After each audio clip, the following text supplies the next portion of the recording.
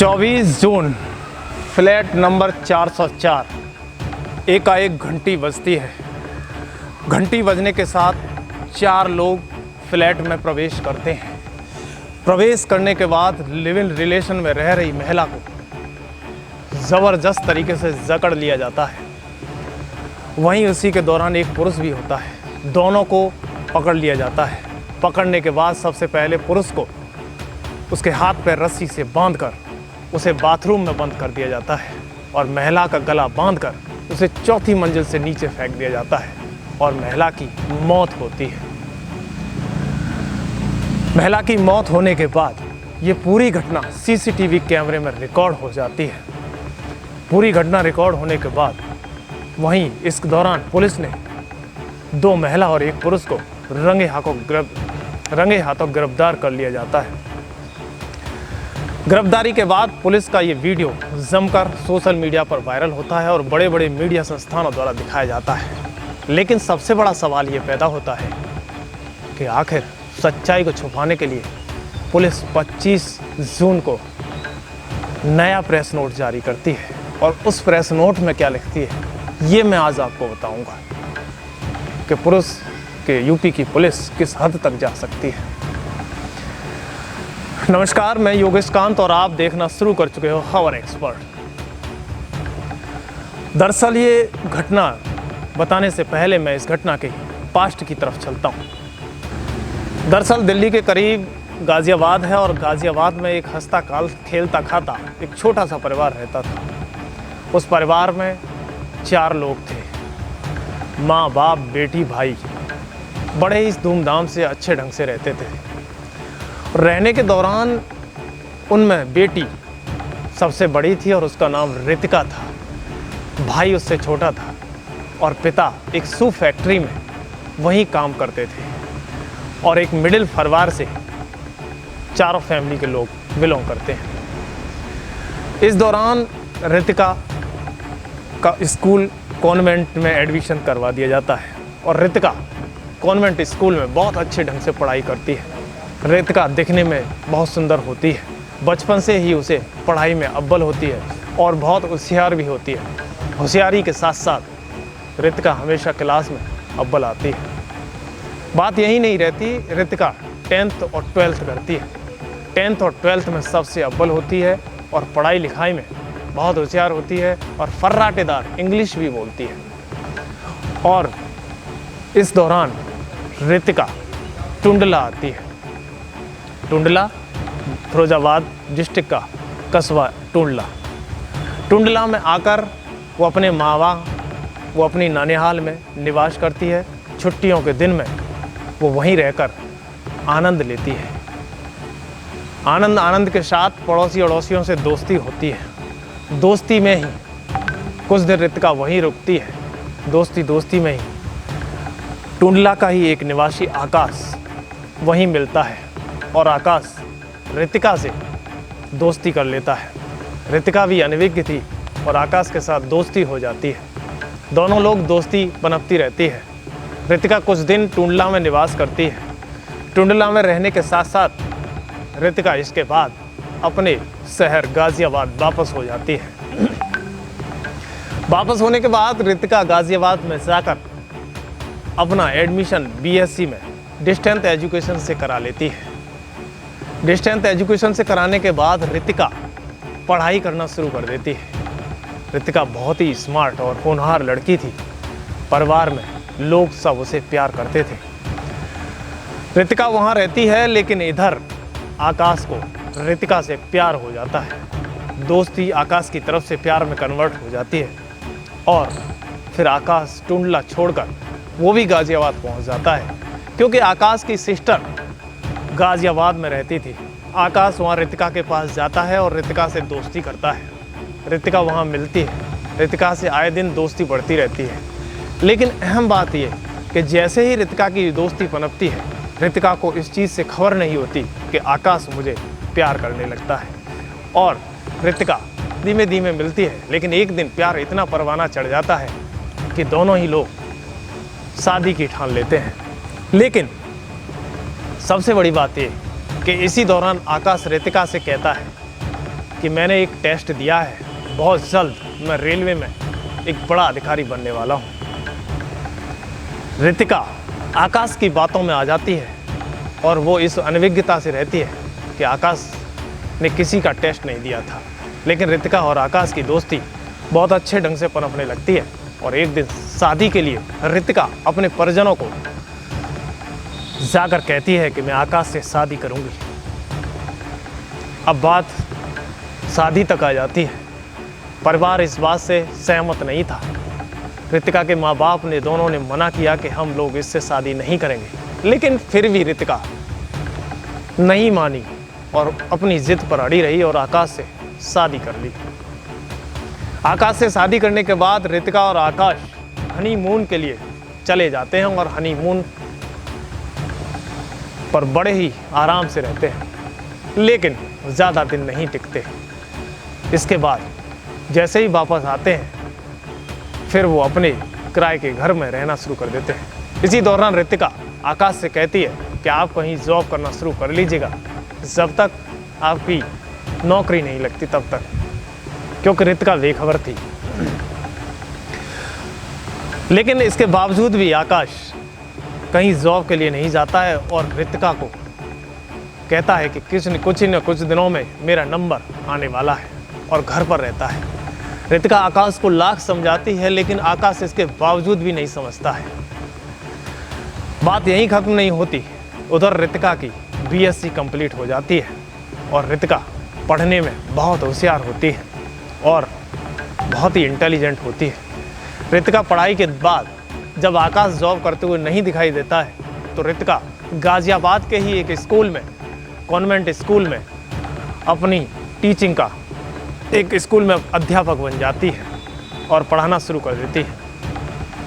अब ये बात आकाश को बर्दाश्त नहीं होती है। दरअसल आकाश रितिका को बहुत चाहने लगा।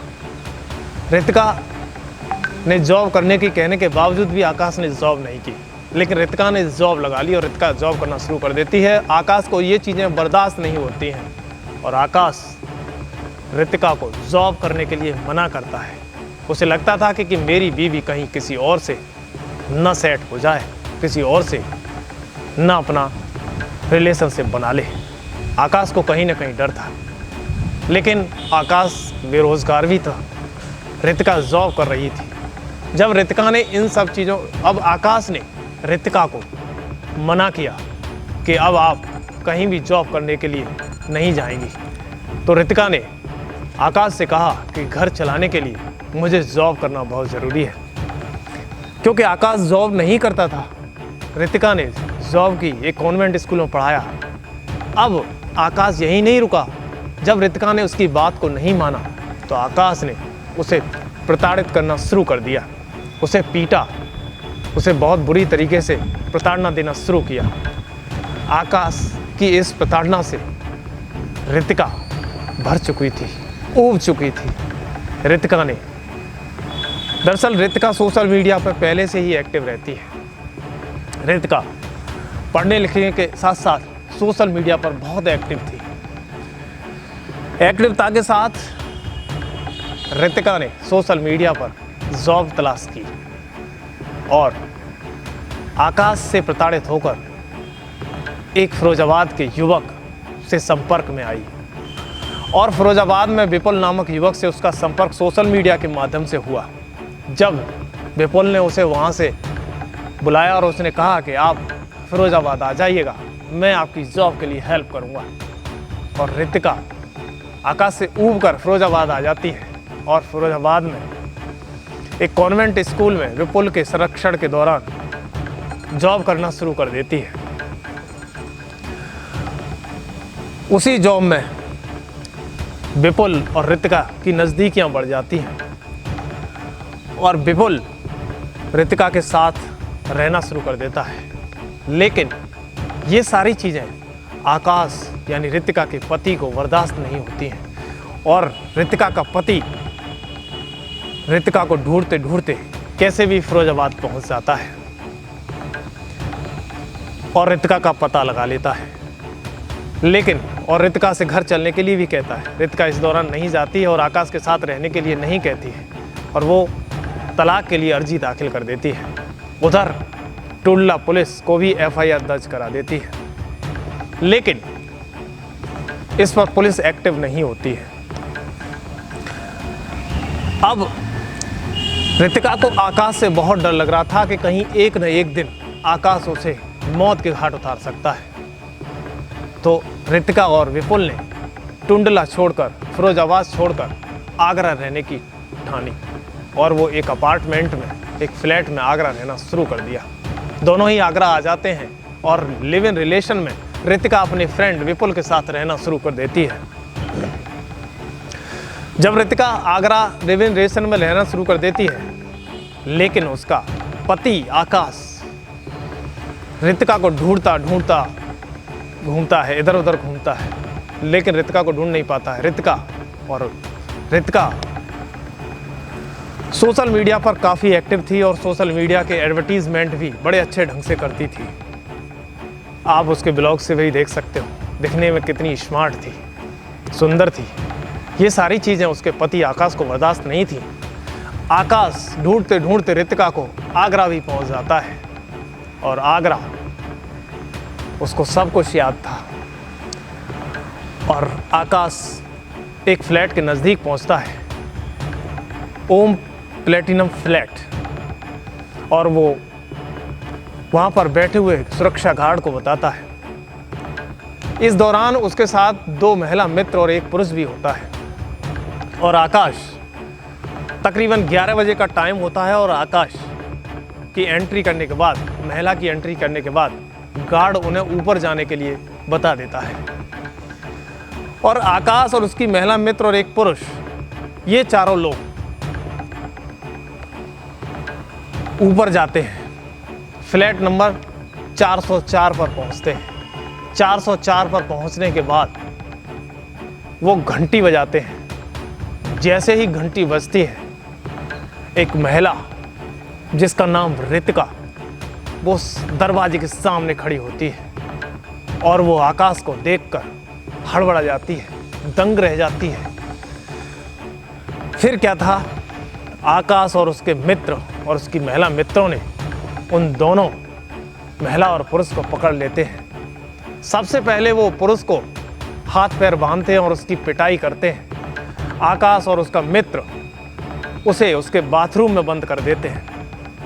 फिर इसके बाद आकाश और उसकी महिला मित्रों ने पहले रितिका के हाथ पैर बांधे, गले में पट्टा बांधा, उसकी चुनरी से उसका गला घोंटा और उसमें ज़बरदस्त तरीके से मार लगाई और फिर वो खिड़की के पास पहुंचते हैं। फ्लैट नंबर 404 की खिड़की खोलने के बाद रितिका को 4थी मंजिल से ही नीचे फेंक देते हैं। नीचे फेंकने के बाद तुरंत दौरान उसकी मौत हो जाती है।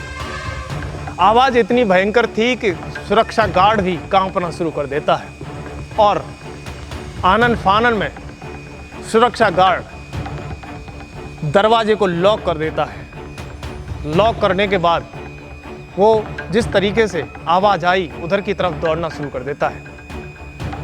फ्लैट से इस आवाज़ सुनकर सभी लोग बाहर निकलना शुरू हो जाते हैं और देखते हैं। जैसे ही वो पीछे की तरफ जाते हैं और देखते हैं तो एक महिला मरणासन अवस्था में वहाँ पड़ी हुई है, जो मृतक है, और एक व्यक्ति उसके गले से उसकी चुनरी को खोलने का काम कर रहा है। वो कोई और नहीं, आकाश ही था। लेकिन इसके बावजूद भी जब वहाँ लोग नज़दीक आते दिखते हैं तो आकाश हड़बड़ा जाता है और उसके साथ की जो महिलाएं हैं वो भी हड़बड़ा जाती हैं। लेकिन आते ही आते कुछ लोग उसका वीडियो बना लेते हैं। वीडियो बनाने के बाद कुछ लोग उसी में से पुलिस के लिए कॉल करते हैं और कुछ ही मिनटों में पुलिस वहाँ पहुँच जाती है। पुलिस उसी दौरान आकाश और उसके साथ 2 महिलाओं को गिरफ्तार कर लेती है।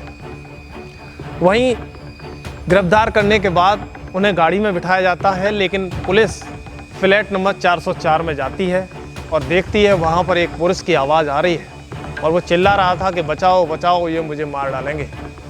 जैसे ही वो फ्लैट का दरवाज़ा खोलते हैं और अंदर बाथरूम में देखते हैं तो वहाँ एक युवक, जो कि विपुल ही था, विपुल को हाथ पैर बंधे हुए पड़ा रहता है और उसे खोलते हैं। सारी पूरी घटना को विपुल पुलिस को नैरेट करता है, पुलिस को बताता है। पुलिस को घटना बताने के बाद विपुल को भी पुलिस साथ ले लेती है और डेड बॉडी को पोस्टमार्टम के लिए पहुंचा देती है। लेकिन अब घटना यहीं तक नहीं रहती। दरअसल 24 जून की घटना के बाद पुलिस 25 जून को एक प्रेस नोट जारी करती है। उस प्रेस नोट में पुलिस ऐसा क्या लिखती है कि एक बार फिर से रितिका की मर्डर हिस्ट्री मीडिया में चर्चा में आ जाती है और सारे चैनलों पर फिर से रिवर्स करना शुरू कर देती है। दरअसल पुलिस ने 25 जून को एक नोट जारी किया। एक प्रेस नोट में उन्होंने लिखा कि आकाश को लव सेल्फी पॉइंट से पकड़ा गया। वहीं आकाश के साथ 2 महिलाएं थीं, उन्हें TDI मॉल से गिरफ्तार किया गया और ये सारी चीज़ें फोटो से आइडेंटिफाई करके की गई। अब ये सोचिएगा, जो खबर पूरी सोशल मीडिया, जो खबर बड़े से बड़े मीडिया प्लेटफॉर्म पर चलाई गई हो, जिसके सारे तथ्य और वीडियो मीडिया के पास हो, तो आखिर पुलिस की ऐसी कौन सी मजबूरी है जिसे पुलिस इन युवकों को TDI मॉल और रमाडा प्लेस के नज़दीक गिरफ्तार बता रही है। सवाल ये पैदा होता है कि पुलिस इस घटना में सत्यता को क्यों नहीं दिखाना चाहती है। सवाल ये पैदा होता है कि पुलिस पर किसका प्रेशर है जिसे पुलिस इस सत्य घटना को छिपाना चाहती है। इस तरह की घटना उत्तर प्रदेश में बनी हुई है। हालांकि ये घटनाएं होने से पहले हम लोगों को खुद जागरूक होना पड़ेगा। आजकल हम जिस तरीके के रिलेशन बनाते हैं, पता नहीं वो रिलेशन कितनी दूरी तक आपके साथ रहे। लिहाजा रिलेशन को बनाने से पहले उसे परखो, जांचो और उसकी सत्यता को भी जानो, तब आगे बढ़ो। खैर, इस खबर पर आपकी क्या राय है, हमें कमेंट बॉक्स में ज़रूर लिखें और खबर एक्सपर्ट चैनल को सब्सक्राइब करें। धन्यवाद।